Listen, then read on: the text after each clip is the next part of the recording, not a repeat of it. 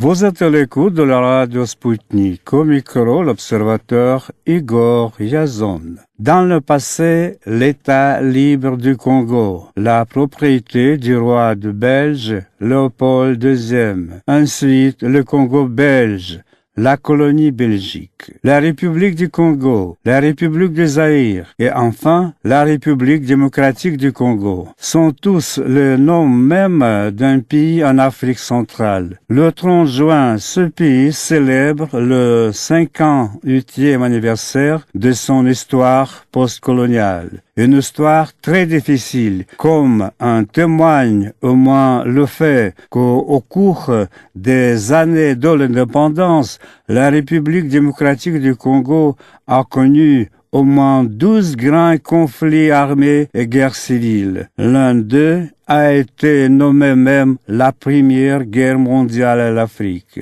La République démocratique du Congo a connu 4 chefs d'État depuis son indépendance. Les 3 premiers sont déjà décédés. Joseph Kabila, à qui la Constitution interdit d'obriquer un autre mandat, est le seul en vie. Depuis 1960, la RDC n'a jamais connu de passation pacifique de pouvoir. L'arrivée du genre, la RDC, paradis terrestre, l'appel de chaque fête de l'indépendance. Mais si un jugé par les réalités, le Congo reste encore très loin pour devenir un paradis terrestre. Et c'est ce que le Congo est le deuxième pays sur le continent sur la surface du territoire. 2,3 millions de kilomètres carrés. Le pays n'a pas d'égal en Afrique pour son potentiel naturel et climatique, y compris les richesses forêts, le cours d'eau abondant,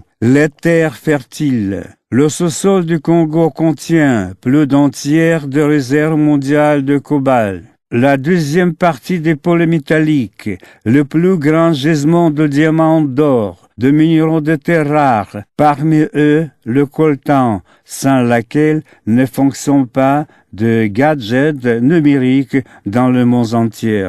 Et avec ses ressources pour développement, le Congo reste un outsider sur le niveau de vie de la majorité absolue de sa population qui compte 85 millions. À mois de mars de 2018, le Conseil de sécurité de l'ONU a adopté à l'unanimité une résolution qui a constaté au Congo la crise humanitaire la plus haute de niveau 3. Quelles sont les causes de chaos social et politique du pays? Voilà ce qui part au ce sujet dans une interview par téléphone de Paris à la veille du 30 juin, journée du 58e anniversaire de l'indépendance du Congo. Robert Congon, un journaliste congolais, un correspondant parisien du journal Potentiel, publié à Kinshasa.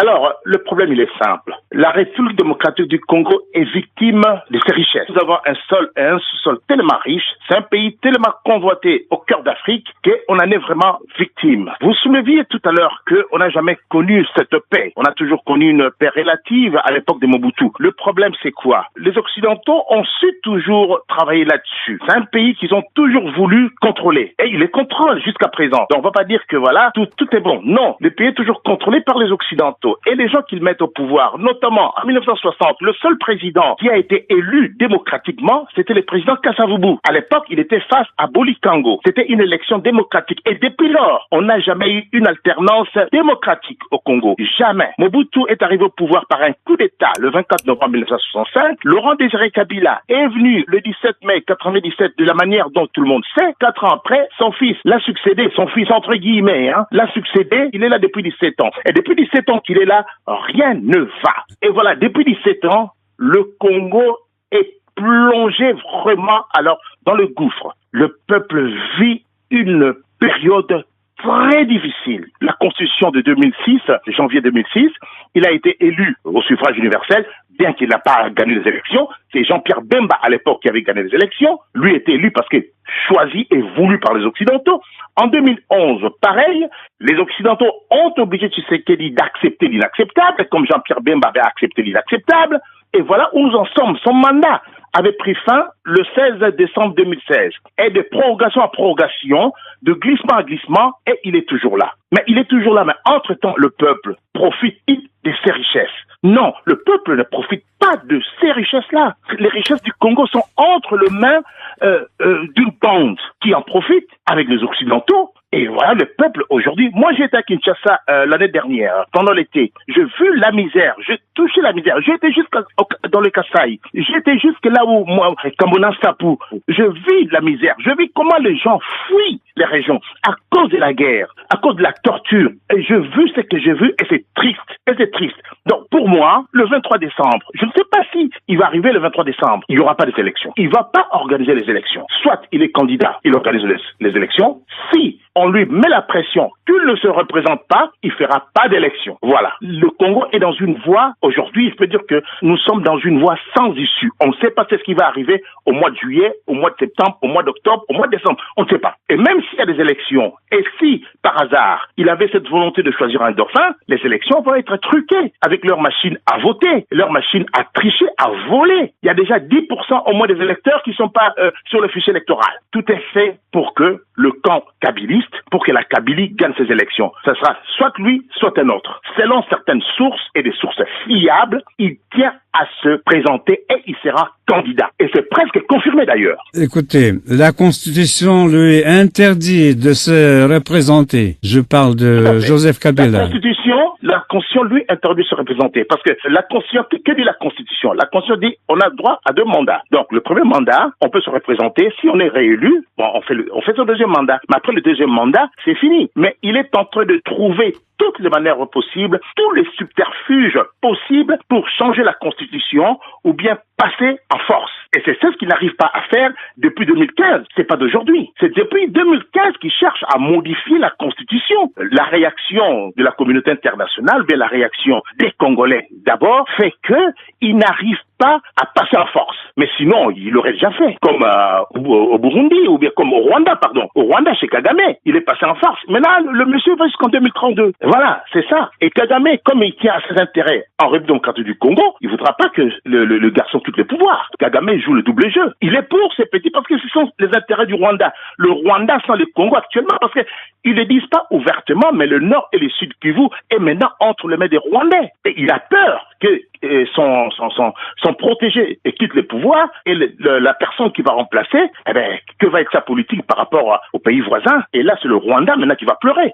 Dans la situation que vit la République démocratique du Congo, il y a les Occidentaux. Quand je parle des Occidentaux, je vois surtout les multinationales. Et ce sont les multinationales qui ont placé Kabila là où il est, avec la bénédiction de leurs États respectifs, notamment les États-Unis et la France, la Belgique. Ce sont les parrains à Kabila. Les parrains à Kabila, pardon. Aujourd'hui, ils veulent plus de Kabila et ils sont en train de mettre la pression pour que Kabila s'en aille. Et j'espère que cela aboutira. Mais je dirais merci au président angolais. Et c'est lui qui a fait justement cette tournée diplomatique pour expliquer la situation en République démocratique du Congo, parce que l'Angola tombe victime de ce qui se passe en RDC, avec ce déplacement des populations. Il y a moins 1 million de réfugiés congolais qui sont maintenant de l'autre côté, en Angola. Et l'Angola ne peut pas supporter toute cette charge-là. Autant remettre de l'ordre de l'autre côté pour que cette population rentre chez elle. Monsieur Robert, à part de l'Angola, je sais que l'ONU, l'Union européenne et même l'Union africaine, on demande Joseph Kabila respecter à cette fois la Constitution. Chers confrères, ils lui disent ça, mais ce n'est pas le fait de dire à quelqu'un respecter la Constitution. À Nkurunziza au Burundi, ils lui ont dit ça. Les États-Unis lui ont dit respecter la Constitution. Nkurunziza est toujours là. Il faut trouver les voies et moyens pour le faire partir du pouvoir. C'est ce que compte faire le président Lorenzo de l'Angola. C'est la raison pour laquelle, avant justement de passer en force, lui aussi il dit que si la situation perdure, moi je vais trouver une solution avec la région de la SADC, l'Afrique australe. Comment faire partir ces garçons? Parce que nous sommes victimes, tous les pays de l'Afrique australe sont victimes justement de ce qui se passe en démocratie du Congo. La position avec 9 frontières, quand même, à part le Rwanda, l'Ouganda et le Burundi, tous les voisins se plaignent. Tous les voisins se plaignent, c'est pas possible. Jusqu'à quand ce peuple, depuis, vous l'avez bien souligné, depuis les 30 juin 1960 jusqu'à ce jour, il n'a jamais connu la paix. Ou, on va dire, les Congolais ont connu une paix relative. Mais la paix comme telle, jamais. Profiter de leur richesse, jamais. Et le peuple congolais est pauvre. Le peuple congolais pleure. Et le peuple congolais en a marre. Est-ce qu'il y a de risques si Kabila refuse à respecter les constitutions et s'il va à des élections présidentielles, est-ce qu'il y a de risque de la guerre civile? Encore un conflit d'armées qui... Le Congo souffre, mais combien? Tout à fait. Mais je pense que cette fois-ci, les pays de la région ne le laisseront pas faire. Je ne pense pas. Donc, c'est vrai, il est en train de ruminer cette idée-là, que voilà, je vais prendre les armes. Parce que qu'est-ce qu'il avait dit? Que moi, je mourrais d'une barre dans la tête. Ou je partirais, ça veut dire, c'est ce que ça veut dire.